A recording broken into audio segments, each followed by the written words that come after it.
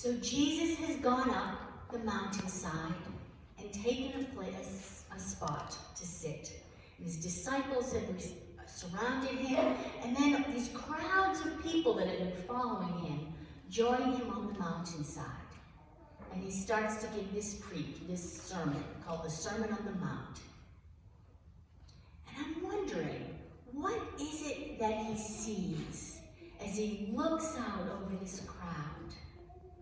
He's preaching to these particular people, as well as through time to all of us. But what is he sees about these people? What does he know about these people that he's learned also through their day-to-day actions? Does he see some people maybe jostling each other to get a closer look at him, to hear a little bit better?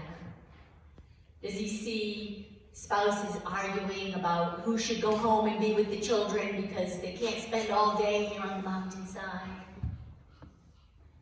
Does he see people arguing? Or is it all just quiet, rapt attention? What do you think? A big crowd of people, quiet, rapt attention? Probably not. And I also wonder what Jesus sees in terms of what's possible for them. How he is considering what's before him. What's the condition of humanity? And what's the vision he has for humanity? And how does he preach to them to get them from one place to another? How does he preach to the real condition, the real wounds of humanity? And so we have this, he starts by talking about the law. He brings up the law against murder. You shall not murder. How many people in that crowd do you think are struggling with being a murderer? Great. Probably not many, if any, right? And so Jesus says, let's not wait till it gets to the point of murder. We need to get to this problem sooner.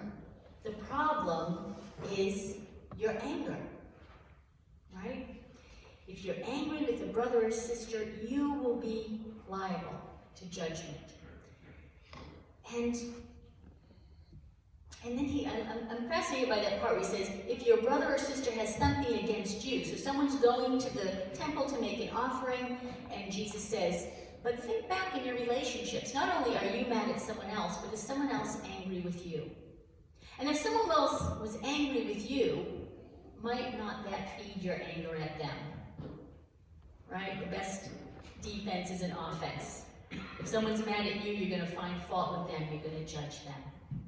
And Jesus is saying, that's a problem. Your offering isn't pure if you're walking around with relationships, but you're resentful. You're protecting yourself. And the same thing, he talks in the second part about your accuser. You're going to court. Your accuser. Someone has something against you. And Jesus is saying, instead of standing your ground and fighting back, work it out with them.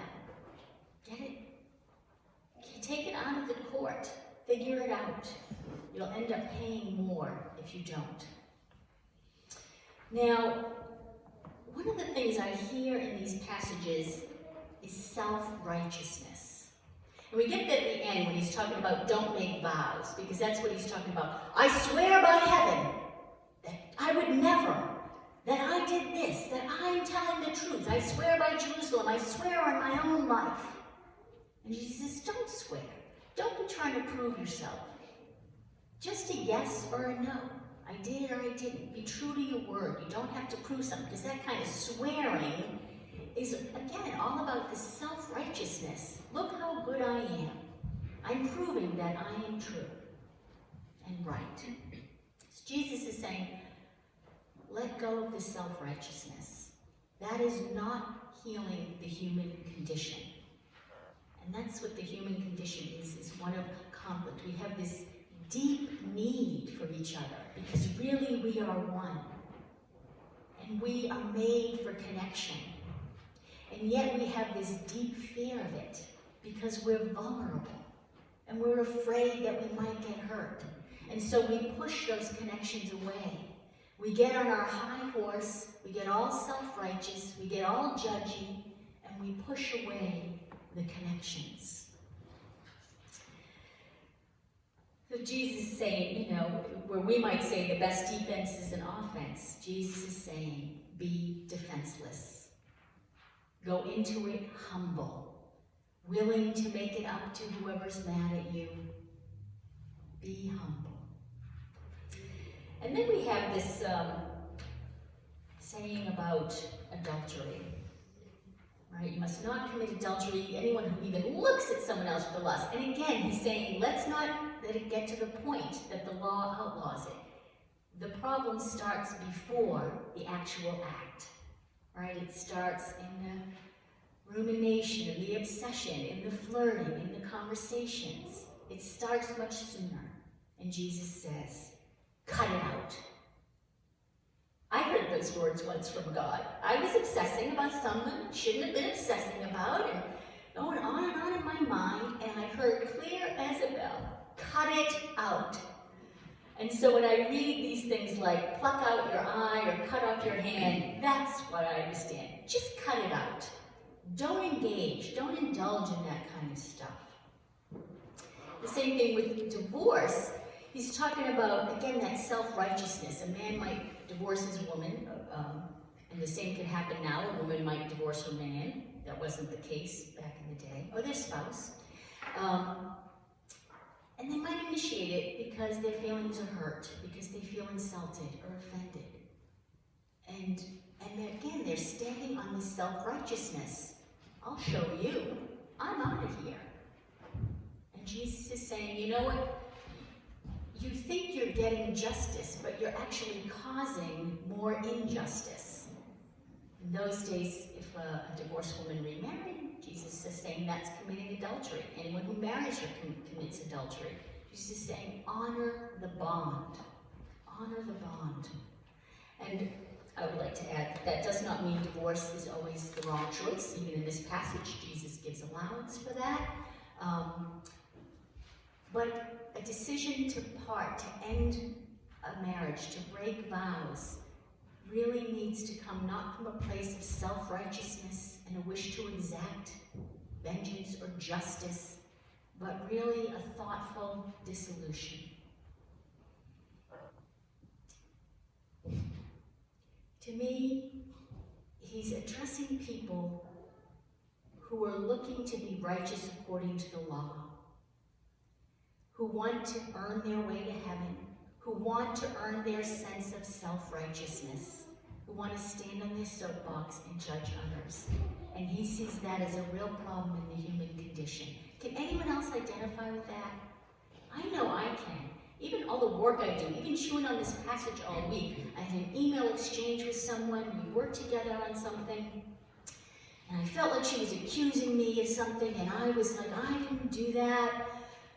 You know, it was just so easy to condemn her and say, she's out of line and I'm right.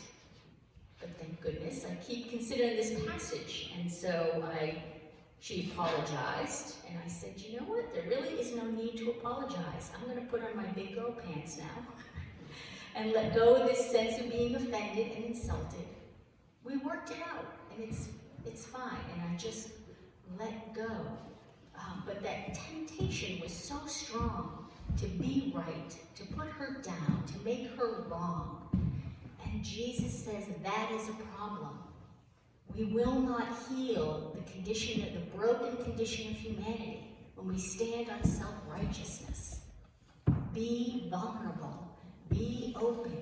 This does not mean being a doormat. So to make amends with other people doesn't mean you roll over, but it means you honor their humility.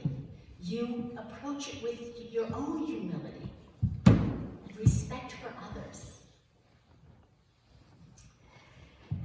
I put a quote on the back of the order of service.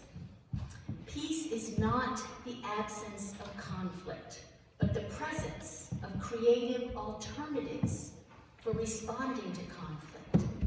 Jesus saw conflict as a core part of our broken condition, and he's offering alternatives for responding to this conflict, besides the passiveness of rolling over, or the aggression of acting out and lashing out and judging. He is offering us creative alternatives that involve again, talk about arrogance or self-righteousness. You know, my preaching websites have a lot of historical content from like old theologians, and I skip right over those because I think the people of ancient times have nothing to offer me. You know, their language is dated and their ideas are dated, and I have nothing to learn. But this week I was really taken up by this quote from Martin Luther from the 16th century. It's the 1500s. And he said this: "This life, therefore, is not righteousness, but growth in righteousness. Not health, but healing. Not being, but becoming. Not rest, but exercise. We are not yet what we shall be, but we are growing toward it. The process is not yet finished, but is going on. This is not the end, but it is the road. All does not yet gleam in glory, but all is being purified. We can never say we are done. We are always in a process of growth, and that ought to bring about an attitude of humility and openness to others and to ourselves."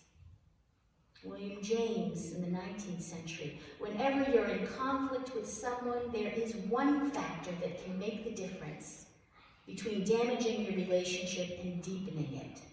That factor is attitude." And again, we get back to what Viktor Frankl said. We can't choose what happens to us, but we have this moment between what happens and how we respond that we might get to choose. We might get to choose.